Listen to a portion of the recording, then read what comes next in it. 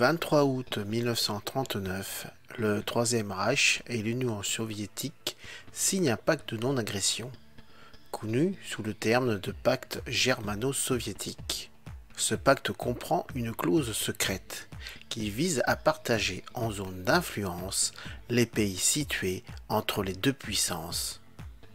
En particulier, la Finlande se retrouve dans la zone attribuée à l'Union soviétique, tandis que la Pologne est coupée en deux. En septembre 1939, l'Allemagne et l'URSS envahissent la Pologne. Le pays est partagé selon la clause secrète du pacte.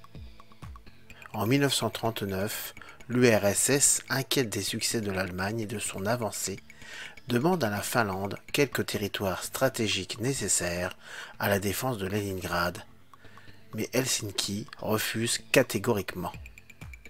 Face au refus finlandais, l'URSS met en scène le 26 novembre 1939 le bombardement de Manila. L'artillerie soviétique bombarde les environs du village russe de Manila, proche de la frontière, tuant selon Moscou 4 soldats de l'armée rouge, accusant l'artillerie finlandaise d'en être l'auteur. Les soviétiques exigent des excuses auprès de la Finlande. Cette dernière ne cède pas. L'URSS résilie 2 jours plus tard le pacte de non-agression contracté en 1932 entre les deux pays, puis franchit la frontière le 30 novembre 1939, entamant sans préparatifs militaires réellement sérieux ce qui devient la guerre d'hiver. Ce ne sera qu'en 1988 que l'URSS, sous la direction de son premier secrétaire Mikhail Gorbatchev, reconnaîtra la mise en scène de l'agression. L'URSS engage donc le combat entre Petsamo et l'isthme de Carélie, avec effort au sud en direction de Viipuri pour percer la ligne Mannerheim qui barre l'isthme.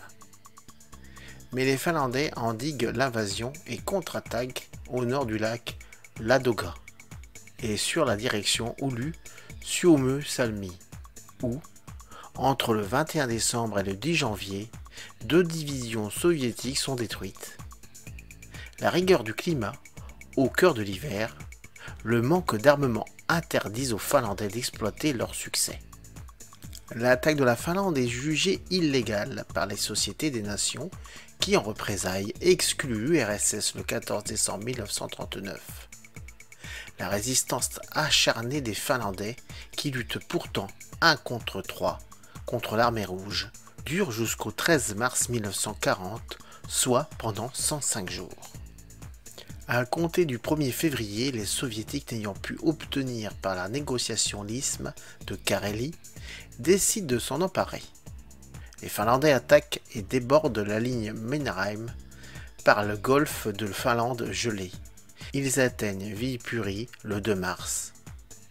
N'ayant obtenu comme soutien que la sympathie de l'opinion internationale, quelques armes et l'aide de seuls volontaires, la Finlande entre en négociation le 3 mars.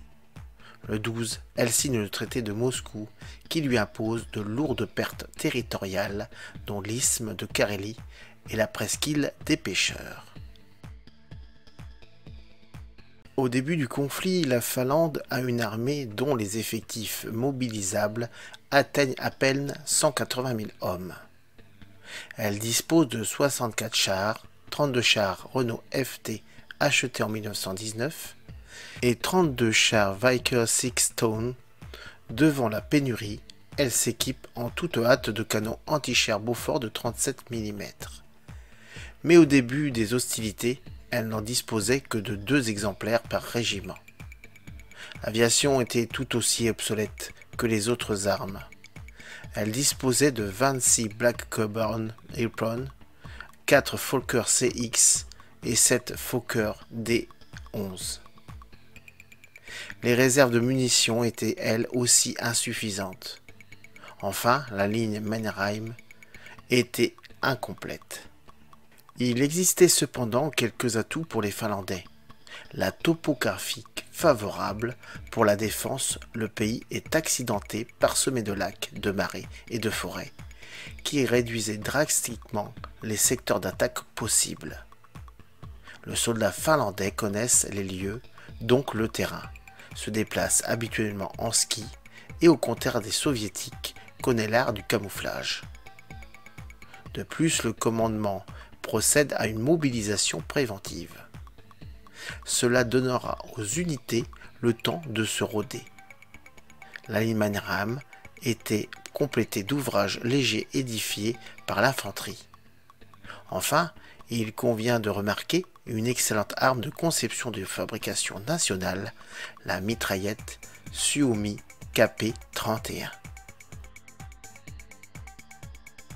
Depuis l'invasion de la Pologne par l'Allemagne et l'URSS, seule la Finlande tenait encore tête au pacte Hitler-Staline signé à l'été 1939. Les États-Unis étant neutres, la Grande-Bretagne et la France inactives. Fin février, les Finlandais avaient épuisé leurs réserves de munitions. Les Soviétiques étaient donc parvenus à percer la ligne Mannerheim. Alors infranchissable, le gouvernement finlandais accepte de s'asseoir à la table des négociations. Au 5 mars, les troupes soviétiques étaient avancées de 10 à 15 km au-delà de la ligne de défense, abordant la banlieue de Viipuri. Le gouvernement proposa un armistice ce même jour, mais les soviétiques maintiennent la pression. En fait, les combats continuèrent jusqu'à la signature du traité de paix.